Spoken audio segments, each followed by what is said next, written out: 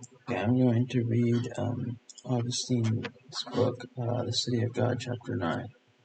So I'm going to Google St. Augustine Wiki Source. And here's The City of God, Book 1, Chapter 9, on the reasons for administering correction of bad and good together.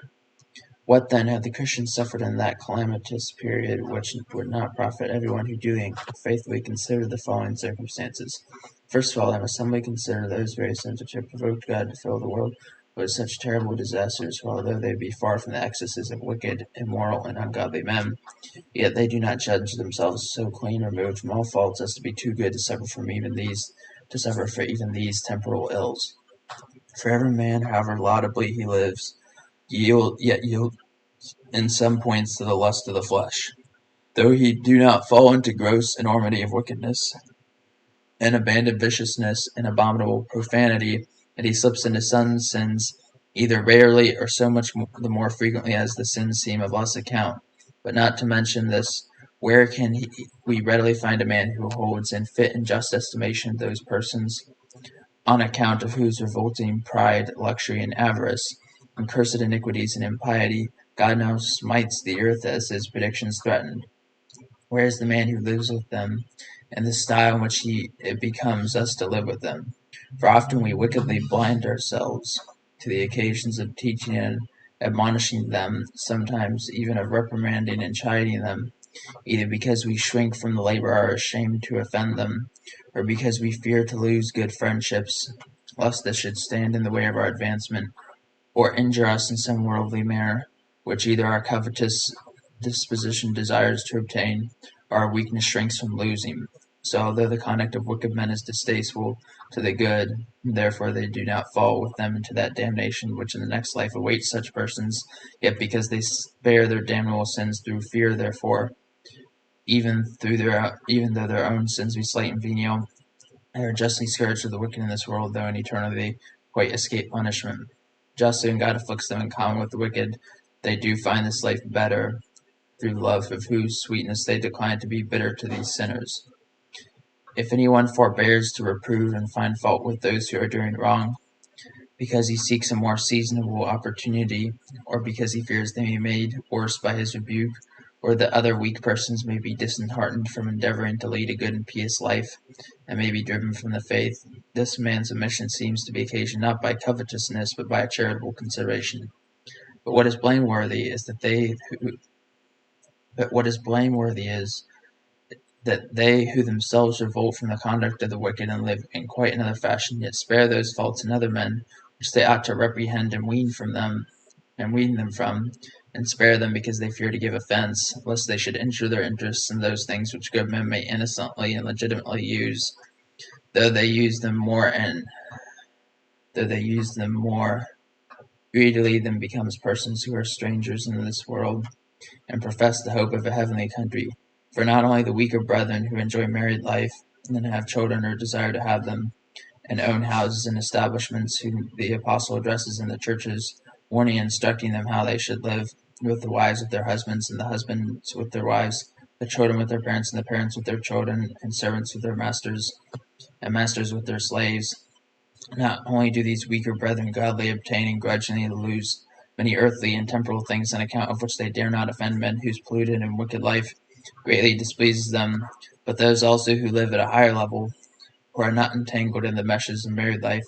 but use meager food and raiment, do often take thought of their own safety and good name, and abstain from finding fault with the wicked because they fear their wiles and violence. And although they do not fear them to such an extent as to be drawn to the commission of like iniquities, nay, not by any threats of violence soever, yet those very deeds which they refuse to share in the commission of, they often decline to find fault with, when possibly they might, by finding fault, prevent their commission. They abstain from interference because they fear that, if it fail of good effect, their own safety or reputation may be damaged or destroyed, not because they see that their preservation and good name are needful, that they may be able to influence those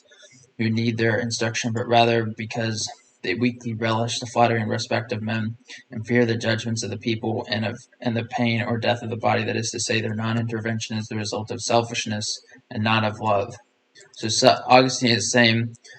they're not when they're like, I don't want to offend someone. They're not doing it. They're doing it out of selfishness and not out of love. Accordingly, it seems to me to be one principal reason why the good are chastised along with the wicked.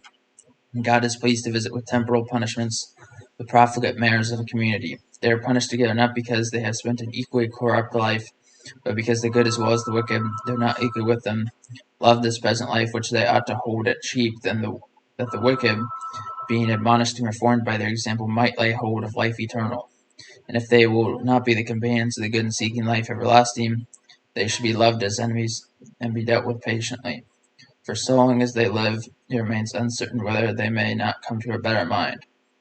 These selfish persons have more cause to fear than those to whom it was said through the prophet, He has taken away in his iniquity, but his blood I will require at the watchman's hand. This is from Ezekiel XXXIII 3. Let's go find that in the ESV, Wikipedia ESV. Okay, Ezekiel, Lamentations, Ezekiel. Okay, so XXX is 33. Ezekiel is Israel's watchman. The word of the Lord came to me, Son of man, speak to your people and say to them, If I bring the sword upon a land, and the people of the land take a man from among them and make him their watchman, and if he sees the sword coming upon the land and blows the trumpet and warns the people, then if anyone who hears the sound of the trumpet does not take a warning, and the sword comes and takes him away, his blood shall be upon his own head. He heard the sound of the trumpet and did not take warning, his blood shall be upon himself. But if he had taken warning, he would have saved his life. But if the watchman sees the sword coming and does not blow the trumpet, so that the people are not warned, and the sword comes and takes any one of them, that person is taken away in his iniquity, but his blood I will require at the watchman's hand.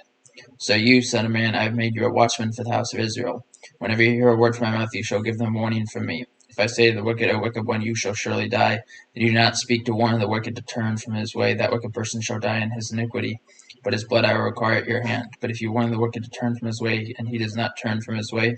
that person shall die in his iniquity, but you will have delivered your soul. For watchmen or overseers of the people are appointed in churches, that they may unsparingly rebuke sin. Nor is that man guiltless of the sin we speak of,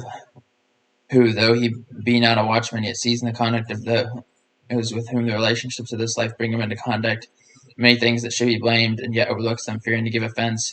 and loses such worldly blessings as may legitimately be desires, but which he too eagerly grasps.